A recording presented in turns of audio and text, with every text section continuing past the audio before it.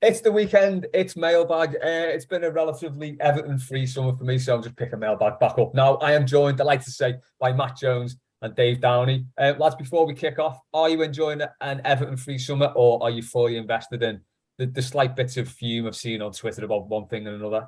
It feels like now it's like starting to build again, doesn't it? The fume is starting to crank up. The pressure is rising. Well, I think it's 3 weeks the season starts on Saturday, and we still not signed any players for actual money. Yeah. And everyone's just getting a little bit tetchy again, which, is kind of nice in a way. It's reassuring, if nothing else. It kind of, from what I've seen, there's a bit of fatalism about it because, like, God, if we were this bad last season, we've added one central defender, we're obviously getting relegated. But I don't think that team can be as bad as it was in those first 5 months of the season ever again. No, I'm not thinking about that far ahead. I'm just thinking about, as from a fan perspective, as opposed to trying to be analytical and do podcasts. As a fan, I'm just thinking that first game should be great. 5 Chelsea, all the big coach welcome stuff. Yeah. First game back after a while, it should be absolutely bouncing. So all I'm thinking of from a fan perspective is that, and then if that goes well, then go from there. If that goes badly, then it might be actually we've. I am looking at that game and thinking this could be the one where they beat us at Goodison, because they're looking like they're going to have a really good side again. So who knows? We do it every year. So Dave, how are you feeling? No, it's been shite, and the reason why is that's finally made me at rock bottom was yesterday with that absolute punter of an owner that we've got who comes out with that statement saying that basically nothing's really changed, has it? It just feels this. Do you know what? I spent a lot of time, unnecessarily so, arguing with people about this when they're saying, maybe it'll be different this time because Thelwell's in there and it's him and Frank who are going to work with each other to get some new players in and whatnot. But then he said on the statement, the club's chairman will work with him in line to sign new players. What's changed there? What in that statement do you read to think that they've done this strategic? What is it? What have they said that this is? The which? The strategic review. The strategic review. Can you tell me what you've seen? What you've seen that they've decided to change or felt that it was eloquent enough to keep it? That's pissed me off more than anything else. The only kind of positive I can see from that is that maybe Moshiri will keep his nose out, because that appears to have been the problem. Look, I've got no time for Bill Kenwright at all. His period at the club, in charge of the club's coincided with just utter dross this last 5 years, especially. He brought Moshiri in, all that.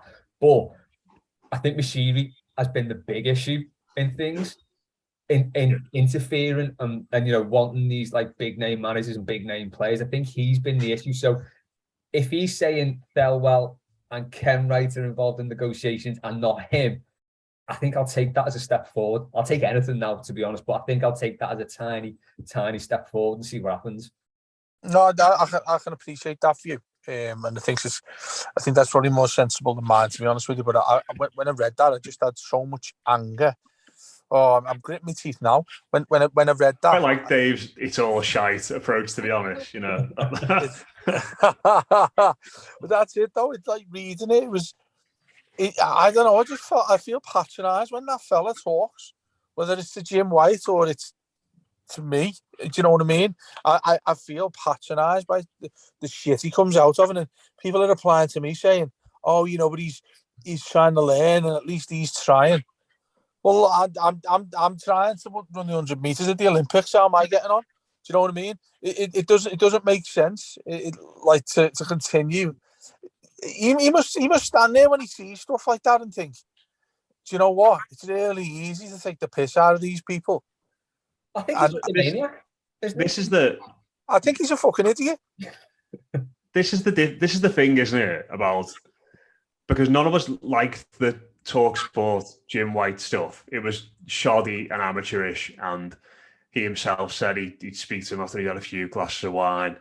Kind of like me and you are doing now, actually, Les. And all that kind of thing. And no one liked that, did they? That was all That was all made the club look bad. It made Moshiri look bad. And people said, well, we need Farhad Moshiri to communicate through the official club channels because they're speaking directly to the fans. It sends out a better sort of message, etc., etc.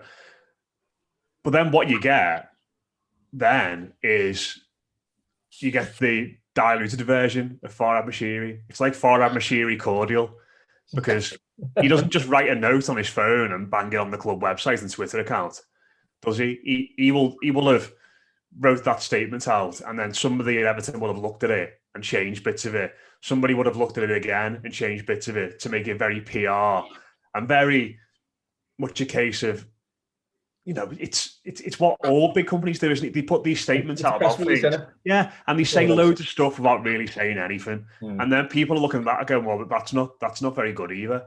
And I suppose you can't really have it either way, can you? It's one of those where, and I think that this is where it's sort of got a bit mad for me. I think people have got really hung up on this notion of communication, and he needs to communicate with the fans, and it's been like the hallmark of a lot of people's grief. But I think now it's sort of got to the point where maybe, all right, he's shown that he can communicate, whether you agree with it or not. Let's sort of widen this up and say it's not just about communication. It's about the absolutely abysmal way the club's been run in the last 6 years. Not about, not just what Farhad Moshiri says and how he says it. There has been so many other things that have gone wrong at Everton other than how Farhad Moshiri addresses the fans. And it's probably time to broaden it out a little bit, I'd say. Yeah, I think for me, I don't care if the club gets in touch with me once a year when it says your season tickets up for renewal. I'll be more than happy with that if they just stop being shit. And I don't even mean that like in an entitled way, as in stop being shit on the pitch, because that's going to be the case for a while. I think it's going to take a lot to overturn that. But just stop being dead amateurish and everything. Just be normal, basically. Just be a relatively well-run football club.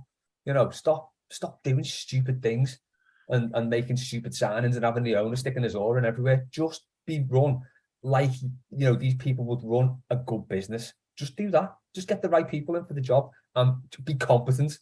That's all I'd ask. Just be competent and see where we go. And then just get in touch with me once a year when we see things up for renewal. I'm fine with that. I think it's the, as you say, it's the way it's being run that's the massive issue. And no amount of communication will change that. Well, but the communication will only all be happy about him communicating if it's like the right thing that he's communicating. I would prefer not to have him speak to me if I hear some of the crap that he comes out with. That's the problem of it all. But I think personally, because if he's giving us a weekly newsletter saying that where he's having his tea and wherever he is, across Europe and making deals and whatever, that's harmless, isn't it? But when we're hearing that he's done this, what is it, branch shite strategic thing, whatever this thing is he does. I can't speak as well as I used to, but when I hear this stuff, it's like, well, what are you going to do about it, mate? What are you going to bother doing about it? And then to read further on down the line of that statement, the chairman, obviously Bill, is involved. What does that do to make things any better? So it's maybe me feel more frustrating that he's come out and spoken things that we're all going to be, oh yeah, he's quite clearly learning it, but he's not learning, is he? Why not just say, listen, we've brought a fella in here whose expertise is being involved in recruitment and director of football at a football club. He's really good at that. I'm going to let him do it, and I'm going to sit there and let's see how he does. And then at the end of the year or at the end of a particular period, let's see when the transfer window finishes or whatnot, or at Christmas time, I'll come out and say to you again what I think's happened, how it's gone, what I think that's going to be better if we do something different about it. It's not rocket science. Yeah, he continuously fails. Much like the football club. In fact, they belong hand in hand, don't they, right now? But he's making it that way himself. To the point where we can barely sign any players. And we're seeing link with all sorts of different players. You mentioned Cornet there at Burnley. Looked all right when I've seen him. Do you think have Everton got the money to buy him? Have Everton got the money to buy him and then anything else? Or are we going to end up running for loans and whatnot? That's the communication thing I think the fans would like to see. Not just him saying we've done this and we're going to be doing this. I'd like to hear the actual concrete things. Now, excuse me, I'm not asking him, and I certainly don't expect him to come out and say, we have this amount of money to spend, we're going to spend this amount on Cornet, and then we're going to go for these lads as well up in Scotland or whatever it is that we go after players. I know it doesn't work like that. But if you're wanting to get people on side, just be open and honest with them as much as you possibly can, as much as is to be expected for somebody who owns a football club or a business, and things they have to declare. Like when they have to declare the year of accounts. Why not just stick to that trail of thought and think, you know what, these are things that I actually have to explain to shareholders. These are things I have to explain to people who spend their money with this football club, i.e. fans. Stick with that, and I don't think you can go far wrong. But there just seems to be, I don't know who it is that sits next to him saying, write this, and then I'll send it to the media department, and they're going to make it sound a little bit better and a little bit fancy with words that some people might not quite understand what they are. So they'll all sit there looking at each other saying, that looks half decent. It's just not, I'm sick and tired of it.